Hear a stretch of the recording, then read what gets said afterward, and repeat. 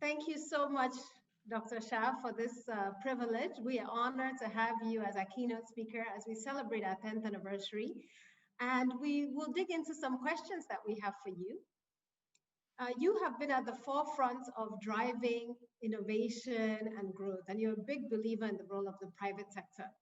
And as we push towards 2030 and achieving the SDG 2, which is zero hunger, what must Africa do to truly achieve these gains that we expect in the agriculture and food landscape? Well, thank you for having me, and congratulations on 10 years. It's such an important question. I remember during the global financial crisis of 2008, we saw these tremendous increases in malnutrition for children and in hunger and insecurity in Africa in particular, but in many other parts of the world as well. And, I think if we look back, I think I would say there have been big efforts led by, all kinds of nations and public entities to invest in and transform agriculture.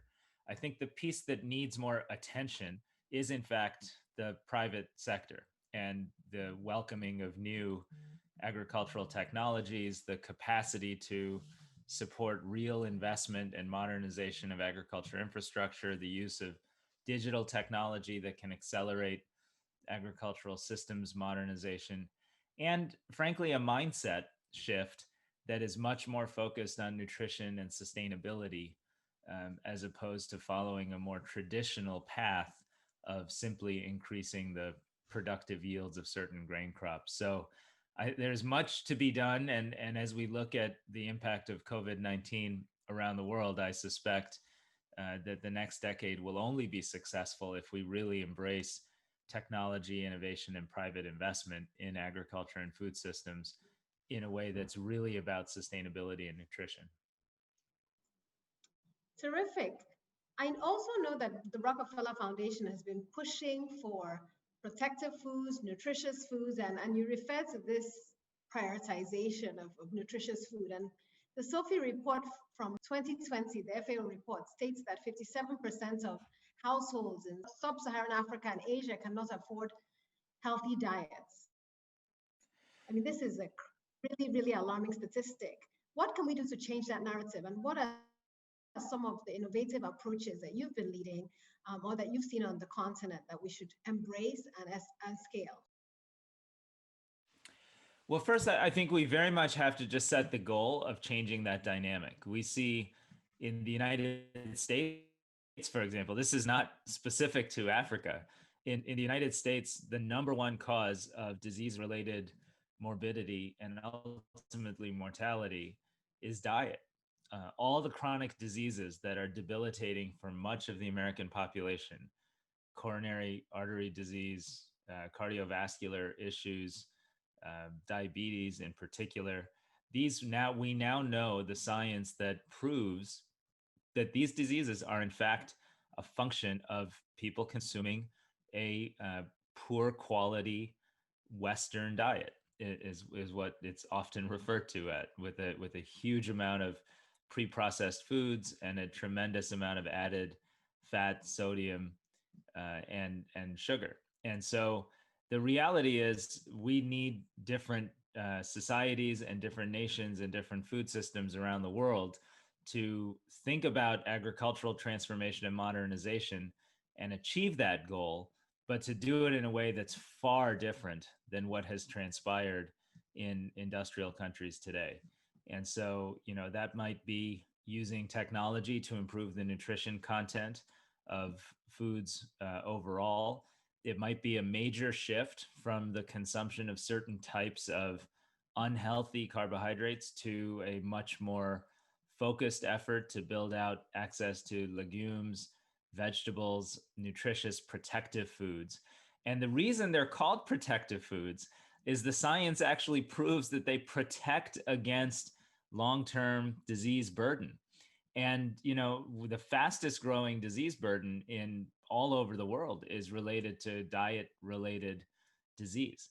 So this is going to be necessary whether you're in Texas in the United States or Nigeria or parts of India or parts of Southeast Asia. It's a global reality that we have to rethink food systems and promote protective and nutritious diets.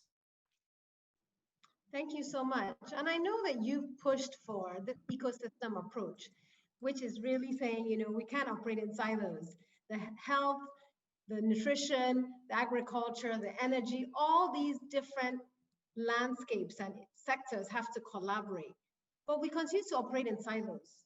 What will take us further to actually collaborate and partner to achieve these goals and to address zero hunger? Well, I for one think that the only way you really get large scale collaboration is if consumer demand requires it.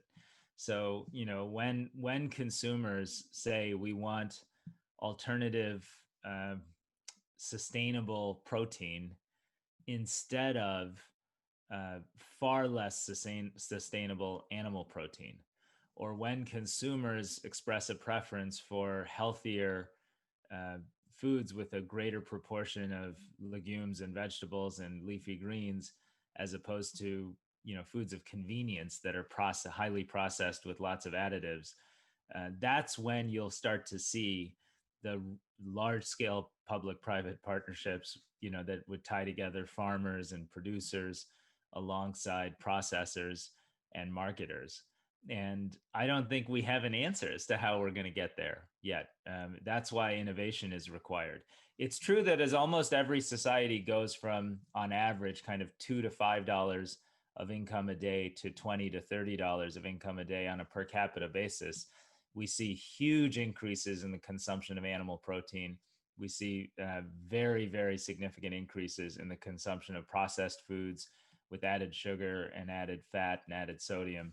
And we just have to break that cycle. And it's going to take the kind of innovation that you can't just look to some societies and say, oh, they've done it. I mean, there are countries that have put in place real regulatory efforts and coupled that with investment in supply chains and consumer marketing and behavior, but they're few and far between. And the great preponderance of industrial food takes us to a place that's really deeply unhealthy and quite lacking in sustainability. So that's where innovation comes in and why the private sector is so important to this conversation. Now, Raj, I know that the Rockefeller Foundation has been a catalyst and is currently serving as a catalyst for ending energy poverty on the African continent. I mean, I'm so excited about the pioneering work you've been doing in this area. How does this work unlock private sector engagement in the food ecosystem? And are there some tangible examples that we can embrace when we think about energy for agriculture? Well, I think anyone who has been to a agricultural community in Africa that is still, using very unreliable access to power, or has no access to power at all, sees the consequence of that. It's usually women farmers that are then forced to produce a tremendous amount of post-harvest processing activities without the assistance of productivity enhancing tools and technologies. It's foods that are not able to be protected, and so they are lost to waste. It limits and really reduces the ability to transport different types of foods, particularly more nutritious types of foods. And so it changes the relative prices in markets of foods that are less nutritious become relatively cheaper, and foods that are more nutritious become even more expensive than they otherwise would be. So, energy is the tremendous unlocking force that enables everybody everywhere to be more productive against their goals, whatever those goals are. So the Rockefeller Foundation, you're right, has launched a multi-billion-dollar effort to end energy poverty.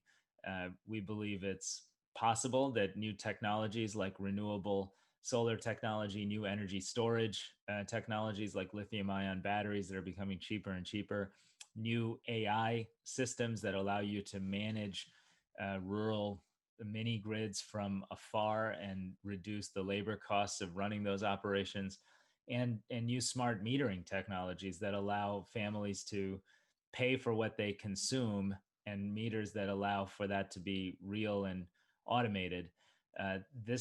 The technology frontier has made it such that we absolutely can and should make sure that every human being has access to reliable and clean energy in 10 years.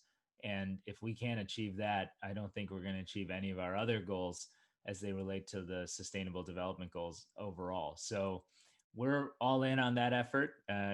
We've seen great examples of success from Nigeria to East Africa to India, where we're building out 10,000 rural mini grids to reach 10 million people in a joint venture with Tata Power. And we think that would unlock a tremendous amount of innovation and ingenuity and human labor productivity in the agricultural sector, but also in the SME, small business sector, as well as every other part of the economy.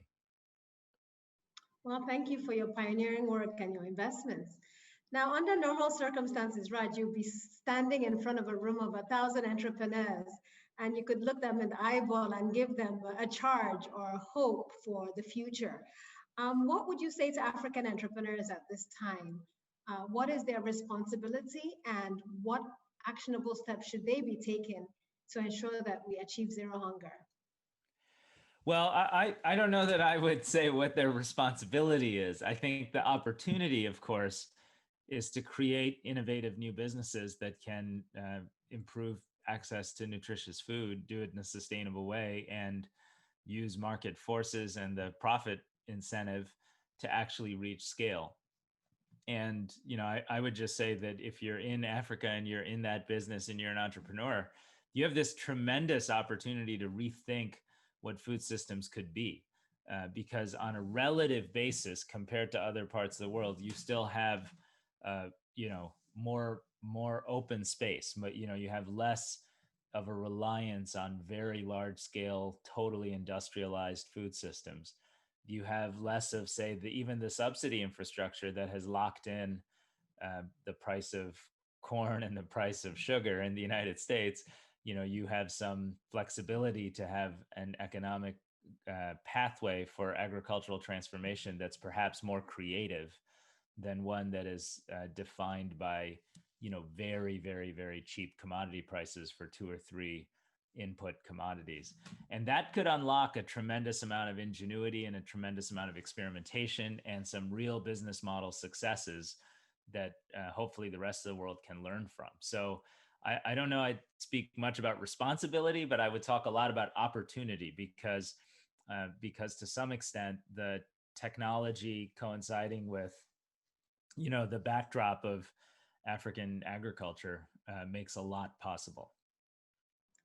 Thank you so much. And my last question. So 2020 has been a very difficult year for so many entrepreneurs.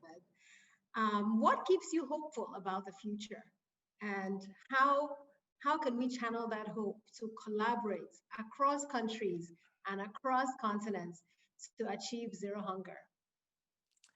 Well, I'm hopeful because periods of great stress often give rise to innovation, creativity, and entrepreneurship that is harder to come by when everything feels like it's status quo. I see that in businesses all around the world. I'm reminded of something Bill Gates used to say that was quite important, that he started Microsoft in the midst of a significant recession in the United States.